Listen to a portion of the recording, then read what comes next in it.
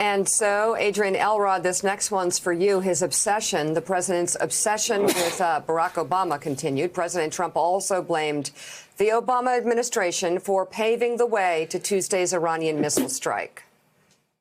The missiles fired last night at us and our allies were paid for with the funds made available by the last administration. Iran's hostilities substantially increased after the foolish Iran nuclear deal was signed in 2013, and they were given $150 billion, not to mention $1.8 billion in cash. This is another series of despicable lies by President Trump. The fact that 3.5 years after taking office, he remains, or 3 years after taking office, he remains obsessed with President Obama just shows President Trump's extreme weakness and insecurity. The facts about the Iran nuclear deal are that it effectively halted and rolled back Iran's nuclear program. So, Adrienne, I'll give you the job of trying to explain his obsession with President Obama and how this may impact 2020 and how the candidates respond. Well, Mika, he does remain relentlessly obsessed with dismantling every policy he possibly can that President Obama and his administration put in place. You know, we all recall how difficult it was for the Obama administration to put together this deal with Iran. It was a very meticulous process. It was very, a difficult process that took a long time to put together. And Trump comes into the office and immediately wants to dismantle it. So it's no surprise that he is taking this tack. However, I think the events that we've seen over the past few days have shown that President Trump remains temperamentally unfit to handle some of these major policy decisions. I think, Mika, next week's debate, which will take place in Iowa, assuming that the impeachment process does not cancel this debate or move it later into the month. But we'll see on Tuesday night, I think you'll see Bernie Sanders and Joe Biden take center stage in discussing this issue. I think foreign policy, for the first time, will be the #1 topic on that debate stage. I think you will see the two of them draw a major contrast. Bernie will, take the tack of I'm the dove in this race. I don't support intervention.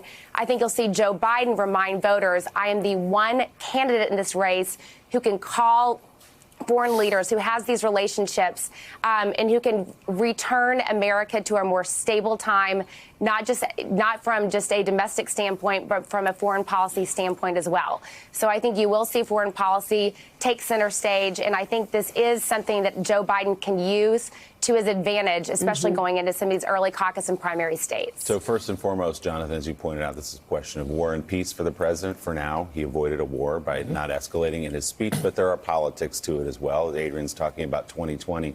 How does the president position himself coming out of this? I think, as Joe said, in his mind, they took out one of the most dangerous and worst people on the face of the earth. In exchange, lost a couple of airplane hangars at a base in Iraq. That's a deal he would have taken going into it. How does he use this as he moves into 2020 in the campaign? That's how his team absolutely views it. They view this as an unequivocal win. I mean, to Jeffrey's point, this could change. Yes, we're in a pause. We're in a pause right now, but the Iranians is not the most exactly trustworthy regime. There is some fear among U.S. advisors that whatever they do next will be far more subtle. It'll be a cyber attack or through a proxy group militia that'll be harder for the U.S. to pin on Tehran. But at least for right now, the White House and the re-election campaign are thrilled with this. The president himself has told people in recent days that he compared it to the hit that killed al-Baghdadi, the Islamic State leader, which, of course, has become a staple in his campaign commercials and his rally speeches. He has a rally tonight in Toledo, Ohio. This will be his first since this standoff with Iran. I suspect we will hear quite a bit about it from him.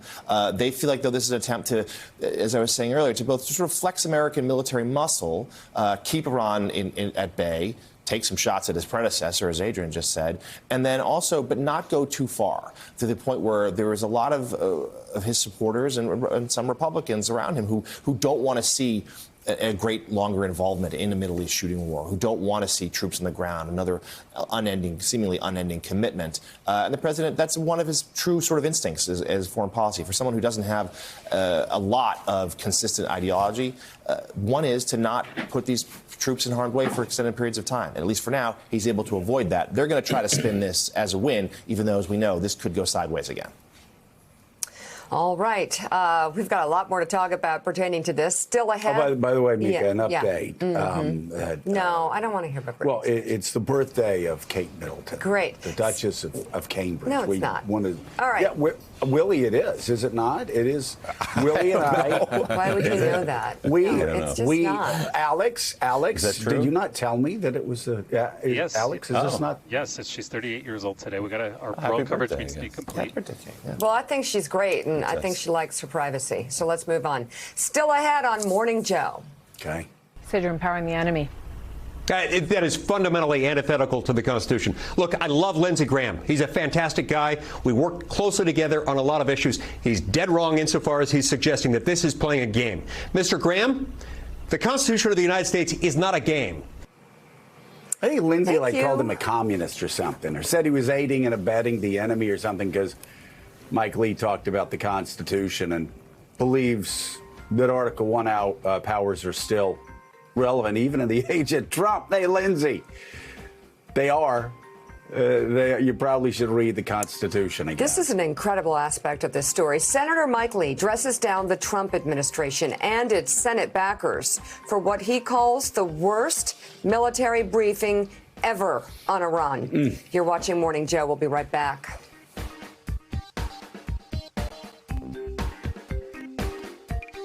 Thanks for checking out MSNBC on YouTube, and make sure you subscribe to stay up to date on the day's biggest stories. And you can click on any of the videos around us to watch more from Morning Joe and MSNBC. Thanks so much for watching.